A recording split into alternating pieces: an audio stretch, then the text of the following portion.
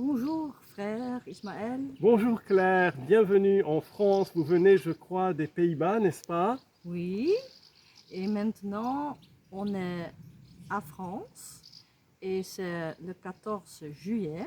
Mhm.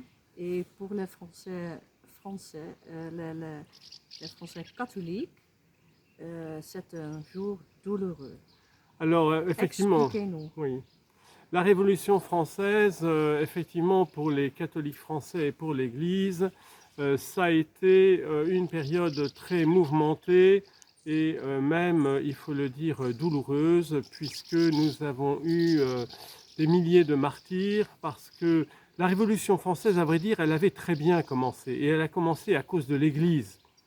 Elle a commencé à cause de l'Église, à cause en particulier d'un prêtre qui s'appelait l'abbé Sieyès et qui siégeait aux États généraux et qui, lors de la première réunion des États généraux, a entraîné les représentants des prêtres de campagne qui étaient proches du peuple à faire voix commune avec le tiers-État plutôt qu'avec le clergé, se séparant des évêques qui étaient tous des aristocrates, puisque l'aristocratie française s'était réservé l'exclusive de tous les sièges épiscopaux en France. Bon, la société française était dans un état de blocage, puisque, comme dit l'abbé Sieyès, c'était le tiers-État, 90% ou 92% de la population qui faisait tout, qui produisait tout, aussi bien les paysans, les ouvriers que la bourgeoisie. Et l'aristocratie, elle se contentait, elle était, j'oserais dire, assez parasitaire, puisqu'elle ne faisait pas grand-chose, elle vivait des impôts sur le dos du peuple, mais elle était peu créatrice. Donc il y avait effectivement un énorme problème socio-économique en France. Donc c'est l'Église de France, ce sont des représentants de l'Église de France qui vont initier le processus révolutionnaire. Lorsque l'Assemblée nationale, lorsque les États généraux deviennent l'Assemblée nationale constituante, donc on entre dans une monarchie constitutionnelle, c'est-à-dire avec des lois, avec un encadrement juridique de la fonction royale, eh bien, il y a une grande procession dans Paris, on fait célébrer un Te Deum, on fait des processions à la Vierge Marie, on est encore dans l'Église catholique, religion d'État. Mais qu'est-ce qui va se produire? Eh bien, donc, on avait parlé dans la première vidéo qu'il y a une crise financière, c'est ce qui a motivé, c'est ce qui a obligé le roi Louis XVI de convoquer les États généraux. Les caisses de l'État sont vides.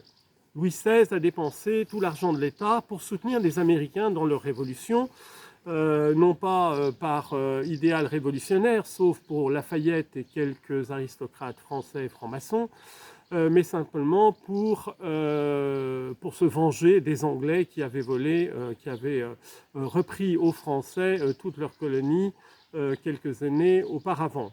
Donc, pour résoudre ce problème financier, eh bien, le roi pouvait, c'était une vieille tradition du royaume de France, faire appel à l'Église, se tourner vers les immenses domaines de l'Église pour combler les caisses vides de l'État. C'était quelque chose qui s'était déjà fait plusieurs fois dans le passé. Le problème, c'est que la moitié des prêtres vont refuser cela parce qu'ils jugent qu'en conscience, ils ne peuvent pas signer cette déclaration civile du clergé. Parce que le deal, c'était quoi? L'État va confisquer les propriétés de l'Église pour combler le déficit, mais en échange, il va salarier les prêtres et les évêques. Mais pour cela, beaucoup de prêtres pensaient qu'ils ne pouvaient pas s'engager en conscience sans que le pape ait donné son autorisation. Or, le pape va tarder à donner son autorisation, si bien qu'il va y avoir une fracture dans le clergé en France. La moitié des prêtres refusent de signer ce contrat avec l'État, en disant on ne peut pas, il faut que le pape, on attend la décision du pape. L'autre moitié a accepté de rentrer dans le jeu de ce nouveau gouvernement. Ça va faire une fracture. Bon, vous savez très bien que tous les souverains européens vont se dresser contre cette jeune république, puisque le régime va très vite se muer en république. tous les monarques européens vont s'insurger parce qu'ils ont peur que la Révolution française républicaine déborde et contamine les autres pays. Donc la France va être envahie par tous les autres pays européens sur toutes ses frontières. Ça va être la mobilisation générale, la levée en masse. Et dans cette situation, eh bien, la Révolution française va prendre un tour de plus en plus violent, de plus en plus brutal et totalitaire, instituant pour la première fois dans l'histoire de l'humanité un régime de terreur avec la guillotine qui tourne à plein. On fait tomber les têtes sur simple dénonciation, des tribunaux révolutionnaires à la hâte. Et très vite, on en vient à vouloir décréter eh bien, la destruction, l'éradication du catholicisme en France et la déchristianisation de toute la culture. Alors, on brûle les églises, on les détruit, on envoie des prêtres par centaines, on les déporte à Cayenne, on les noie dans la Loire. Enfin, ça a été une période absolument épouvantable. Et tout ça part sous l'emprise de la philosophie des Lumières. C'est Voltaire, c'est Diderot, c'est Rousseau, ce sont tous ces philosophes des Lumières qui sont les maîtres à penser de cette révolution.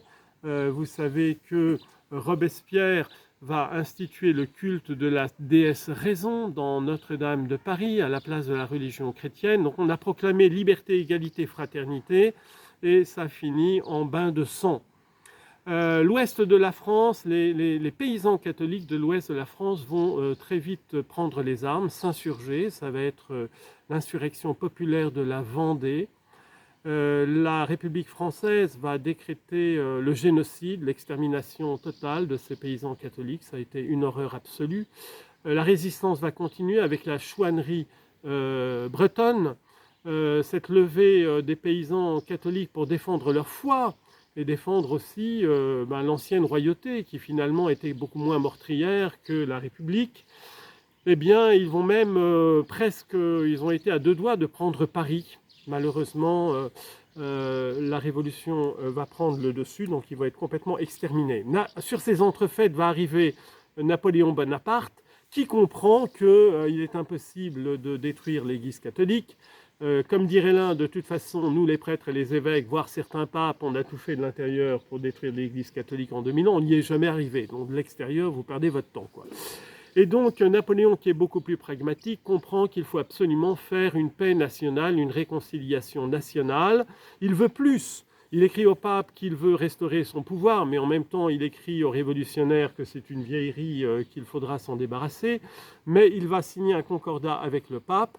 Il va rétablir le culte catholique en France. Il voudrait en faire une religion d'État. Il voudrait revenir au catholicisme religion d'État, mais évidemment les républicains ne vont pas l'accepter, donc l'Église catholique, la religion catholique sera simplement reconnue comme première religion, comme la religion de la majorité des Français. Napoléon tenait très très fort à ce que les prêtres et les évêques soient payés et grassement payés par lui, comme cela se disait-il, je les aurai à ma botte et ils seront les exécuteurs de ma politique. Vous savez que cette Révolution française, elle a commencé dans la contestation de la monarchie absolue. Elle a failli tourner à une révolution prolétarienne avec l'insurrection des Gracques.